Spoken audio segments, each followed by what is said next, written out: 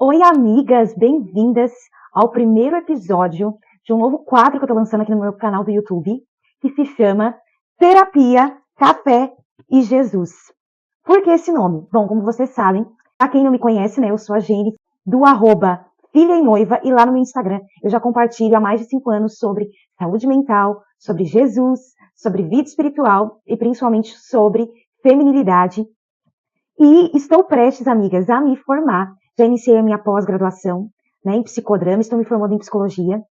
E eu já tenho convicção de que, a partir do ano de 2025, estarei atendendo mulheres a partir de 16 anos. Foi isso que Deus confiou a mim, foi esse ministério que Ele confiou a mim. E aqui, no Terapia, Café e Jesus, nós estaremos falando sobre o nosso universo feminino, sobre saúde mental, sobre como podemos melhorar as nossas emoções, melhorar nossa vida emocional e, consequentemente, nós estaremos melhorando e nos aperfeiçoando em todas as áreas da nossa vida, porque tudo começa aqui dentro.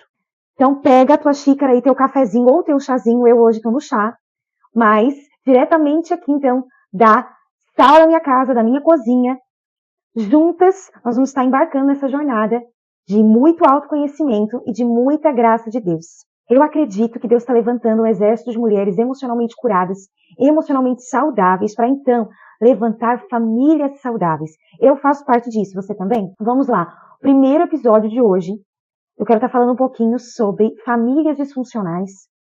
E eu quero te perguntar aí, né, se você é uma mulher casada. Você tem exercido o papel de esposa no seu casamento?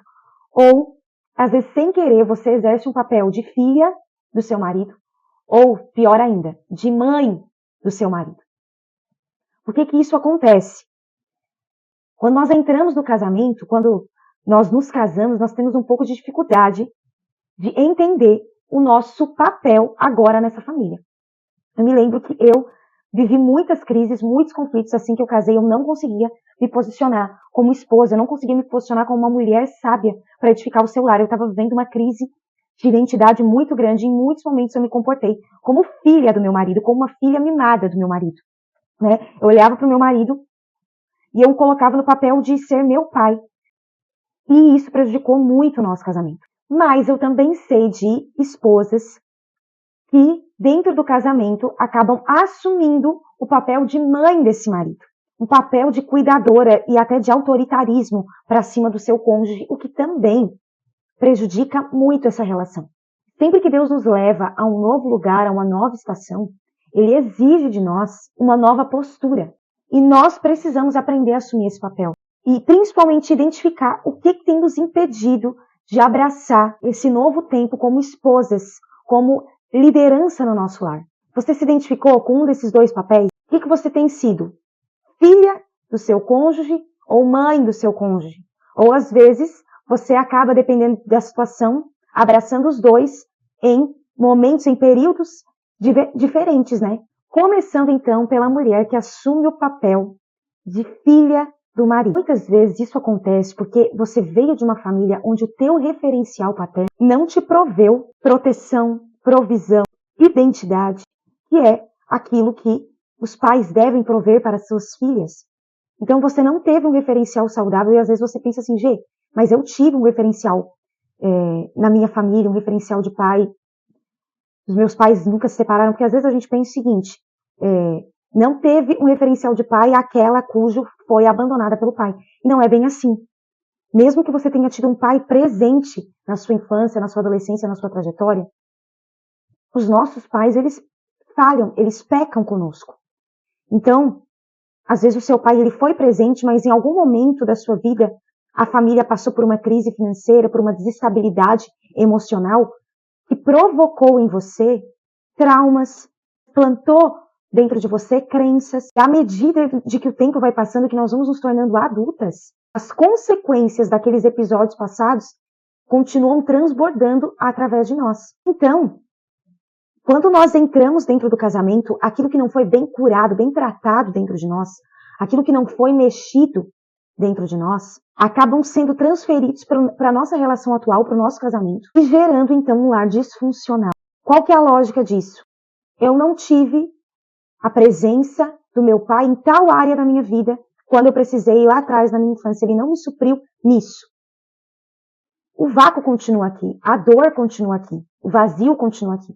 Então, qual que é o outro referencial masculino agora que é a minha autoridade? Não é mais o meu pai, é o meu marido. Então, eu vou exigir dele que me supra naquilo que o meu pai não pôde me suprir. Então, se eu me comporto como filha dentro do meu casamento, eu exijo do meu marido um papel que não é dele. Eu exijo do meu marido uma função que não é dele, gerando na nossa relação um cansaço e uma fadiga surreal. Por isso que eu digo, pessoas saudáveis constroem relacionamentos saudáveis. Você não pode querer que o seu casamento seja saudável se você não é uma pessoa saudável. E sem querer, a gente acaba adoecendo um ao outro. Casamento é coisa pra gente adulta, relacionamento é coisa pra gente madura. Nós precisamos ser maduras nessas relações. Mas eu não sei se você já conheceu alguma mulher ou se você está se identificando com isso. Eu já conheci muitas mulheres infantis dentro do casamento. Muitas mulheres se comportando com atitudes de quinta série mesmo, entendeu? Aquela mulher que, quando algo não acontece do jeito dela, ela fica emburrada, ela grita, qualquer coisa ela chora compulsivamente, ela faz drama, ela é exagerada. Isso é coisa de menina, coisa de quem não tem inteligência emocional. Não é coisa de mulher madura. Mas nós estamos tão presas no nosso passado, tão presas naquilo que a gente fazia quando era criança, ou aquilo que a gente queria ter feito quando era criança, que a gente leva esse tipo de comportamento infantil para dentro das nossas relações. Então, o que nós acabamos exigindo do nosso cônjuge? Através dessas birras, exigimos presente, exigimos atenção, exigimos tudo do nosso jeito e no nosso tempo, exigimos as nossas vontades. Então, frustração é gerada de ambas as partes nessa relação e principalmente no coração do marido, porque um homem ele quer se casar, ele quer estabelecer aliança com uma mulher virtuosa, com uma mulher madura e não com uma criança mimada. Quando uma mulher procura no marido um pai, todas as áreas dessa relação vão ser comprometidas.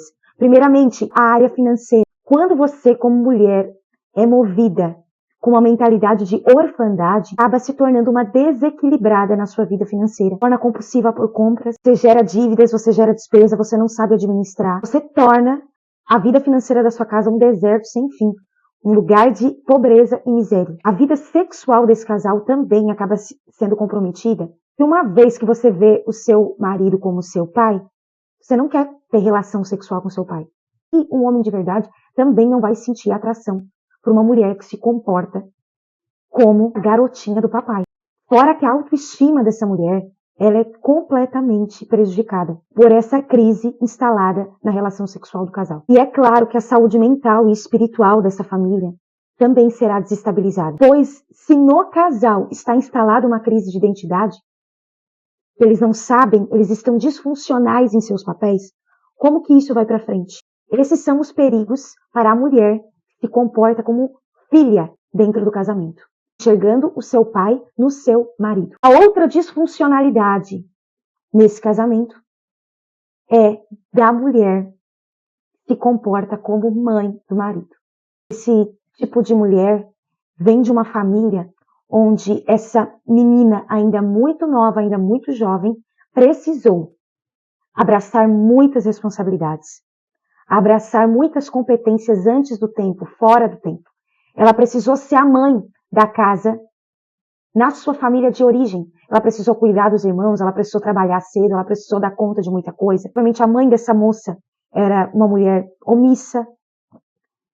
E abraçando essa grande responsabilidade na casa paterna, quando essa menina se torna adulta e vai para dentro da sua família, ela continua reproduzindo esse mesmo padrão. Eu sou a mãe da casa, ela olha para o marido como filho, ela o cuida, ela o protege como filho, e muitas vezes esse marido entra nesse lugar mesmo e toda a sua masculinidade é prejudicada dentro dessa relação, dentro dessa casa. Por que ele vai ser o marido, o homem da casa, se já tem uma mulher que faz tudo, se já tem uma mulher independente, se já tem uma mulher que não pede conselho, que vai e faz as coisas, ela não se comunica, ela não honra o marido, ela não o vê, ela acha que ela é capaz, o esposo não, ela acha que ela dá conta, o marido não, ela bate no peito e ela diz, ou ela pensa, se não fosse eu nessa casa, tudo iria desmoronar, se não fosse eu nessa família, as coisas não estariam tão bem. Eu sou o pilar principal, eu sou a pedra angular, eu sou autossuficiente. Eu não preciso de ninguém. Ela sente necessidade de assumir o controle de tudo.